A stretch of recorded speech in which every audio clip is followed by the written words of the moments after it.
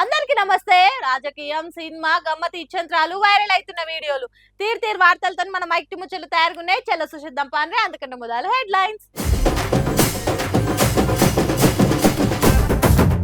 పిల్లల మీద టీజీపీఎస్సీ ఫీజుల భారం, నిరుద్యోగులను మోసం చేసుడు ఘోరం. ఎద్దు తీరుగా నాగలి దున్నింది అక్క, వీళ్ళ కష్టం తెలిస్తే అయ్యో అంటారు పక్క. పాలు తాగితే బండి సార్కు సుస్తి, ప్రతిదీ అవుతున్నది ఆ పట్నంలో కల్తీ. సర్కార్ కొలువు కొట్టాలన్న ఆశతోని ఇల్లు ఊరిడ్సబెట్టి పట్నం వచ్చి హాస్టల్ అన్నో కిరాయి రూమ్లలోనో వండుకుంటా కోచింగ్ సెంటర్లలో వేలకు వేలు ఫీజులు కట్టి కడుపు కట్టుకొని మరి కష్టపడతా ఉంటారు నిరుద్యోగులు. ఓ పూట తిండి బంద్ చేసి అయినా కానీ అప్లికేషన్ ఫీజుకు పైసలు పక్కకు పెట్టుకుంటారు. అసొంటిది ఆ ఫీజులను కూడా పెంచి నిరుద్యోగుల్ని నిలువు దోపిడీ చేయాలని చూస్తున్నారు అనుకుంటా.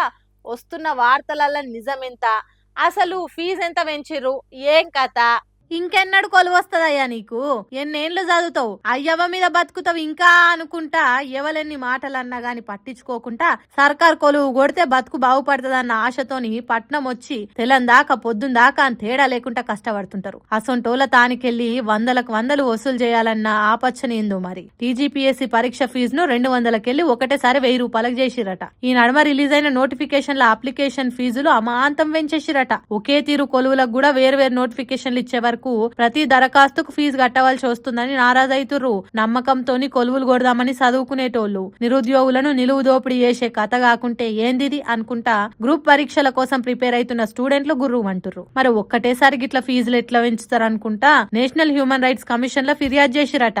ఎంబటే విచారణ చేసి పెంచిన ఫీజులు తగ్గించేటట్టు ఆర్డర్లు ఇవ్వాలని ఫిర్యాదులో కోరిరట. కానీ ఇప్పటికే పడ్డ అన్ని నోటిఫికేషన్లు అప్లై చేసుకుంటా ఇంటికాంచి ప్రతి దానికి పైసలు అడగలేక ఏజ్ పెరుగుతున్న కొద్దీ ఎన్నడు కొలువు కొడతామో అన్న భయం ఉన్నా వెనకకు పోలేక కంటి నిండా నిద్ర కడుపు నిండా తిండి లేకున్నా జాబుల కోసం దండ్లాడుతున్న నిరుద్యోగుల తానికెళ్లి డబల్ ట్రిబుల్ రేట్ల పైసలు ఎట్లా వసూలు చేయబుద్ధి అవుతుంది అనుకుంటా అశోక్ నగర్ కాంచి అమీర్పేట్ దాంకున్న గ్రూప్ స్టూడెంట్లంతా గుస్సా అవుతురు. ఫీజులు తక్కువ చేస్తేనే మంచిది, లేకుంటే ముచ్చట వేరే ఉంటది అనుకుంటా సోషల్ మీడియాలో పోస్టులు ఊడేస్తుర్రు. మరి ఫీజుల మ్యాటర్ మీద టీజీపీఎస్సీ వాళ్ళు ఏం చెప్తారనేది చూడాలిగా. రాజ్యసభ సీట్ జయంగా రగడ గట్టిగానే నడుస్తుంది తెలంగాణ పాలిటిక్స్ లా. మీనాక్షి నటరాజన్ పంచాయతీ మీద బీజేపీ వాళ్ళు కాంగ్రెస్ వాళ్ళు మీదంటే మీదే తప్ప అనుకుంటా, మీ కుట్ర అంటే మీ కుట్ర అనుకుంటా బద్నాంలతోని బండలు ఎత్తేసుకుంటే ఇయాలిగో హరీష్ రావు సార్ కూడా వచ్చి అసలు గల తేడైంది అనుకుంటా మీడియా చిచ్చాట్లా వాడి వేడిగా మాట్లాడింది ఇట్లా. తెలంగాణలో 2 ఒద్దుల సంధి బీజేపీ కాంగ్రెస్ 2 పార్టీల నడుమ ఫైటింగ్ చాలు చేసిన మీనాక్షి నటరాజన్ ముచ్చట మీదనే కాకుండా ఇంకొన్ని ముచ్చట్ల మీద కూడా మాజీ మంత్రి హరీష్ రావు సార్ మీడియాతోని చిట్చాట్ చేసుకుంటా ఇట్లా మస్తుగానే మాట్లాడింది. అలా మీనాక్షి నటరాజన్ నామినేషన్ కొట్టేసే ముచ్చట వెనుక సొంత పార్టీల కుట్రనే ఉన్నది. ఈ నామినేషన్ తప్పుల గురించి లీకులు ఇచ్చింది ఎవలనేది రేవంత్ రెడ్డి ఎంబటే తెలుసాలే. వర్కింగ్ ప్రెసిడెంట్ పదవికి ఆశపడి రేవంత్ రెడ్డికి మస్తు దగ్గర మనిషి ఈ వెన్నుపోటుకు ముంగట పడ్డాడని మాకు కూడా ఇన్ఫర్మేషన్ ఉంది అనుకొచ్చిండు. రాజ్యాంగం సాక్షిగా ప్రమాణం చేసిన మధ్యప్రదేశ్ మంత్రి ఉండి కేసుల ముచ్చట మీద సమాచారం మాకు తెలంగాణ కాంగ్రెస్ కేలే వచ్చిందని కుండ బద్దలు కొట్టిండు. ఇంతకంటే క్లారిటీ ఏం కావాలా అని అనుకుంటా కాంగ్రెస్ ఇజ్జ తీసి గజ్జగట్టినంత పని చేసిండు. ఇదివరకు కూడా ఆమెకు రాజ్యసభ సీట్ రాకుండా అడ్డం పడ్డాయననే ఇప్పుడు కూడా ఈ కుట్ర చేసిండు. మరి ఇట్లా సొంత పార్టీ ఇన్ఛార్జికే వెన్నుపోటు పొడిచే లీడర్లు ఇంకా కామన్ పబ్లిక్ ఏం న్యాయం చేస్తారు ఏం కథ? ఈ నామినేషన్ కొట్టేసుడు కుట్ర మీద రేవంత్ రెడ్డి సిట్ విచారణ చేపిస్తాడో లేకుంటే ఇంకేదైనా విచారణ చేపిస్తాడో గానీ మొత్తానికి అసలు ఏం జరిగిందో నిజాన్ని నిగ్గు తేల్చాలని డిమాండ్ చేసిండు. కేసీఆర్ అద్భుతంగా సెక్రటేరియట్ కడితే ఆడికి own Revanth Reddy command control room ను ఆయన క్యాంప్ ఆఫీస్ గా మార్చుకున్నాడు. ఆడితోనే ఆగకుండా ఇప్పుడు ఫ్యూచర్ సిటీలో ఇంకో క్యాంప్ ఆఫీస్ కట్టుకుంటున్నాడు. చూస్తుంటే చదువుశారుడు బల్పాలు దోషాడినట్టుగానే ఉంది సీఎం తీరు అనుకుంటే ఎక్కిరిచ్చిండు గట్టిగానే. అట్లనే సీఎం రేవంత్ రెడ్డి జూబ్లీహిల్స్ ఆయన ఇంటికి దగ్గర పోంటే ఏకంగా 100 కోట్లతోని బోధి పెవిలియన్ పేరుతోని ఓ పిరం గెస్ట్ హౌస్ కట్టుకుంటున్నాడు. అర్ధరాత్రి పూట ఇంటామే ఫ్యామిలీతో కలిసిపోయి మరి ఆడ పండ్లను సోపాలను స్వయంగా చెకింగులు చేస్తున్నాడు. ఈ గెస్ట్ హౌస్ కోసం మొదలు వివిఐపి గెస్ట్ హౌస్ పేరుతోని ఓ 7 కోట్లతో జీవో ఇచ్చి ఇప్పుడు దాన్ని 100 కోట్లకు పెంచారు. ఆ గెస్ట్ హౌస్ చుట్టూ 17 కోట్లతో ఇనుప కంచెలు, ఫుట్బాల్ ఆడుకునే తందుకు 10 కోట్లతో స్టేడియం కట్టించుకొని సీఎం సార్ సోకుల వాడుతున్నాను మస్తుగానే మండిపడ్డాడు మాజీ మంత్రి హరీష్ రావు. స్టూడెంట్లకు ఫీజు రియంబర్స్మెంట్ ఇస్తందుకు, జర్నలిస్టుల సంక్షేమ నిధికి, ఉద్యోగుల జీతాలకు, రైతులకు సాయం చేస్తేందుకు, ఖజానాల పైసలే లేవని పరిశాన్ ఉన్నామని చెప్తున్న సర్కారు 100 కోట్లతో గెస్ట్ హౌస్లు కట్టుకునే తందుకు మాత్రం నిధులు ఏడికెళ్ళి వస్తున్నాయి. మరి మీదికెళ్ళి పనుల మీద పనులు వేసుకుంటా పేదల నడ్డిరుస్తుంది ఈ సర్కారు. ప్రతిపక్షంలో ఉన్నప్పుడు పెట్రోల్ ధరలు తగ్గియాలని ఊకూకే డిమాండ్ చేసిన రేవంత్ రెడ్డి ఇలా పవర్లకు రాగానే పనులు ఎందుకు పెంచిండు? సెంట్రల్ సర్కార్ రేట్లు పెంచిందని ధర్నాలు చేసే బదులు కడమ రాష్ట్రాలు తగ్గించినట్టు ఈడ కూడా స్టేట్ ట్యాక్స్ తక్కువ చేయొచ్చు కదా మరి అనుకొచ్చిండు. ఇగో ఇట్లా కాంగ్రెస్ సర్కార్ను రేవంత్ రెడ్డి పాలన తీరును point to point అరుచుకున్నాడు Harish Rao. మరి ఈ కామెంట్ మీద కాంగ్రెస్ వాళ్ళు ఏమైనా ప్రిపేర్ అయ్యి కౌంటర్లు వేస్తారేమో చూడాలిగా. తొలకరి వానలు పడ్డప్పుడు రైతన్న ఆరాటం చిన్న ఉండది. అదును పోతే భూమిలో పదును పోతే ఎక్కడ వ్యవసాయం వెనకకు పోతుందో అని ఒక్క కాడ కాలు నిల్పకుండా తిరుగుతా ఉంటాడు. రాత్రిపూట కంటి నిండా కునుకు తీస్తాడో లేడో పొదుగాలనే లేచి పొలం బాట పడతాడు. అసొంటి అన్నదాతకు ఎడ్లు అన్నదమ్ముల తిరగ మెదులుతాయి. ఆ ఎడ్లు లేకుంటే రామగోస ఎట్లుంటదో చూడండి. అదునెరిగి సేద్యం చేయాలి, పదునెరిగి పాదులు పెట్టాలి అనే మాట నిజం చేసేటానికి ఎంత గోసపడుతున్నదో చూడుండ్రి గీ అక్క.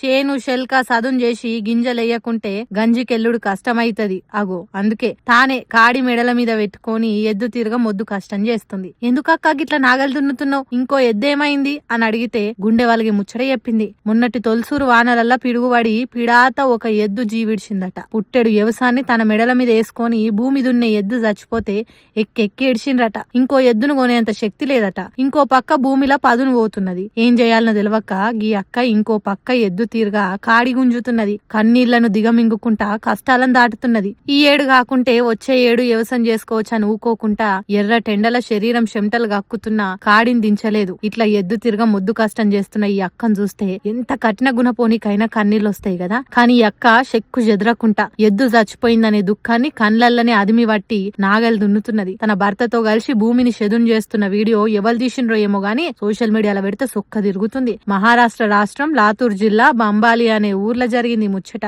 ఈ వీడియో చూసినోళ్ళు పాపం వాళ్ళకి ఏదన్నా సాయం చేస్తే బాగుండు. సోను సుద్ సారాసొంటోళ్ళు ఎవరన్నా ముందుకొచ్చి ఒక ఎద్దును కొనిస్తే మంచిగుండు అనుకునుడే కాదు, అడ్రస్ తెలిస్తే అకౌంట్ నంబర్ తెలిస్తే ఇంతో కొంత సాయం చేసేటోళ్ళమని కామెంట్లు పెడుతుర్రట. మరి ఈ అక్క కష్టం చూసినాక మీకేమనిపించిందో కామెంట్ చేయండి.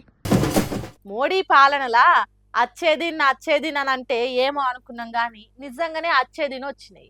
కాకుంటే ఆ అచ్చేదిను అటు గుజరాత్కు ఇటు ఆంధ్రాకి తప్ప మన తెలంగాణకు సచ్చేదినే నడుస్తున్నాయి. ఇంకా పన్నులు కట్టించుకున్నట్ల మాత్రం ఫస్ట్ ఉన్నా గాని నిధులు ఇచ్చుట్ల ఇచ్చిన హామీ కింద ప్రాజెక్టులను పట్టాలు ఎక్కిచ్చుట్ల బీజేపీ చూపించే తట్టుకోలేని ప్రేమలిగో ఇట్లుంటాయి.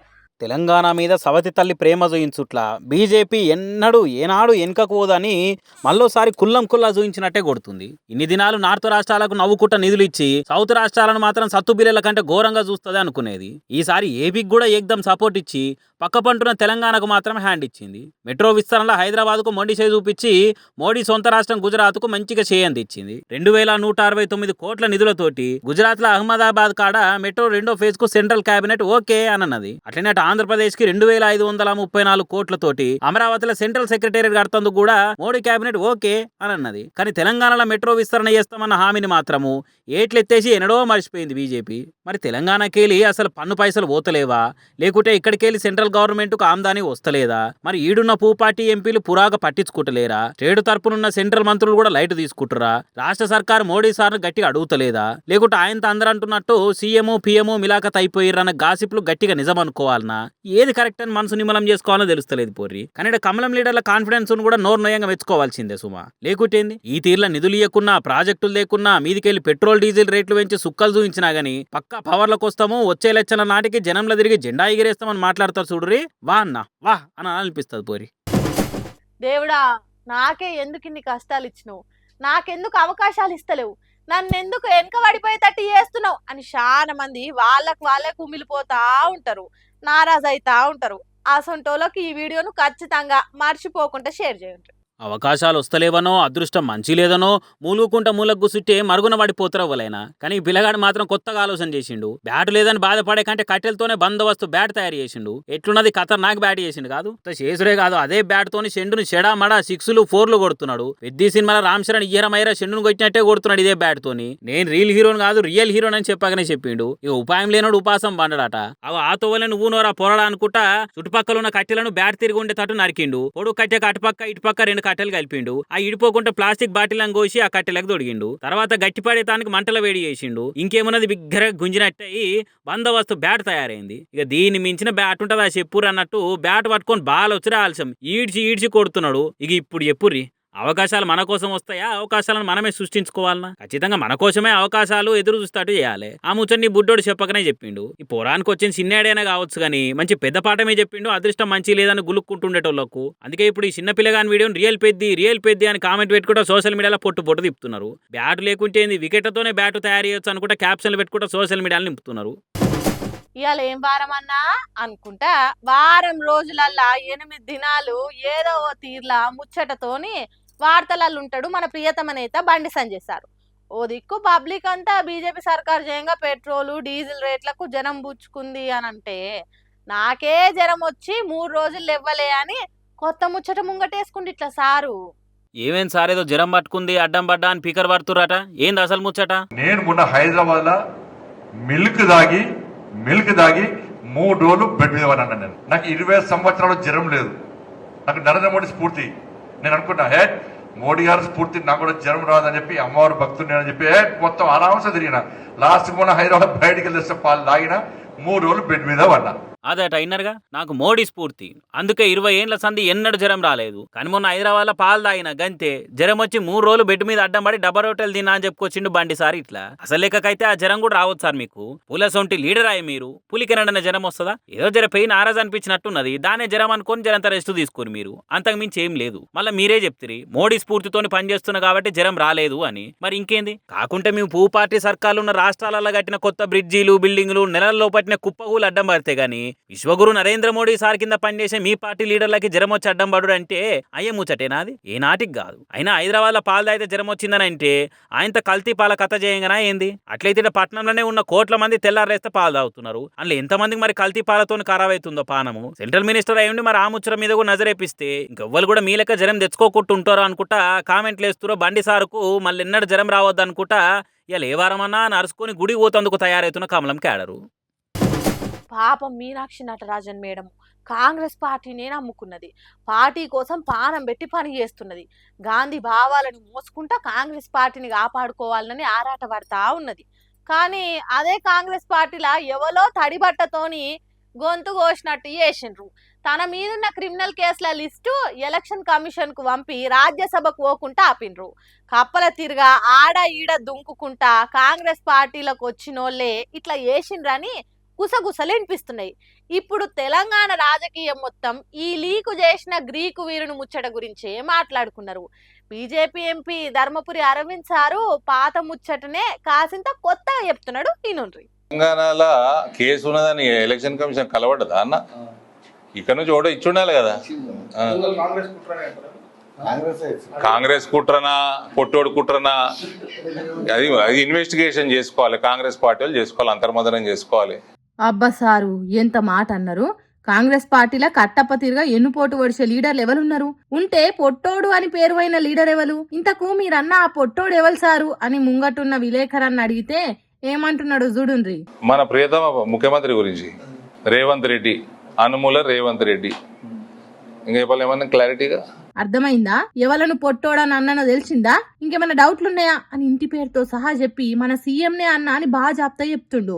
ఏంది ఎంపీ అరవింద్ సారు ఒక రాష్ట్ర ముఖ్యమంత్రిని పట్టుకొని పొట్టోడు పొడుగోడని అనొచ్చునా? రాజకీయాలు ఏమైనా కావచ్చు, పార్టీల నడమ ఎంత పగాయనుండొచ్చు, కోపతాపాలు ఉండొచ్చు, గాని ఎత్తు రంగు రూపుల గురించి ఎట్లా పడితే అట్లా మాట్లాడొద్దు కాదు సారు అని అంటుర్రు సోషల్ మీడియా పబ్లిక్. మీ మోడీ సార్ వచ్చి రేవంత్ రెడ్డి నువ్వు నాతో కలిసి పని చేయి అని పార్టీలకు స్వాగతం పలికినట్టే మాట్లాడిండు. ఒకవేళ అదే నిజమై రేవంత్ రెడ్డి బీజేపీ పార్టీలో చేరితే అటు సీఎం సారుకు ఇటు మీకు మనసులో మెరమెర అనిపించదా అని అంటుర్రట మీ బీజేపీ పార్టీలే. అట్లా కాకున్నా మీరు చిన్న పదవిలేం లేరు, దేశానికి చట్టాలు చేసే పార్లమెంటు సభ్యులు, కాసింత పద్ధతిగా మాట్లాడలేదా సారు అని మాట్లాడుకుంటున్నారు తెలంగాణ పబ్లిక్. అయినా సీఎం రేవంత్ రెడ్డి సార్ మాట్లాడిన మాటల కింద అరవింద్ సార్ అన్నది చాలా తక్కువ అని ఇంకొంతమంది మాట్లాడుకుంటురట.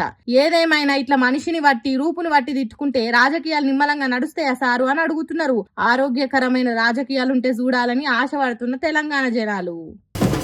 సుశిరానులా వాటికొష్ట ముచ్చట్లు ఎట్లున్నాయో ఇంకెన్ని ముచ్చట్లతోటి మళ్ళా కలుద్దాం. అప్పటిదాకా చూస్తూనే ఉండరు మన మైక్ టీవీ ముచ్చట్లు.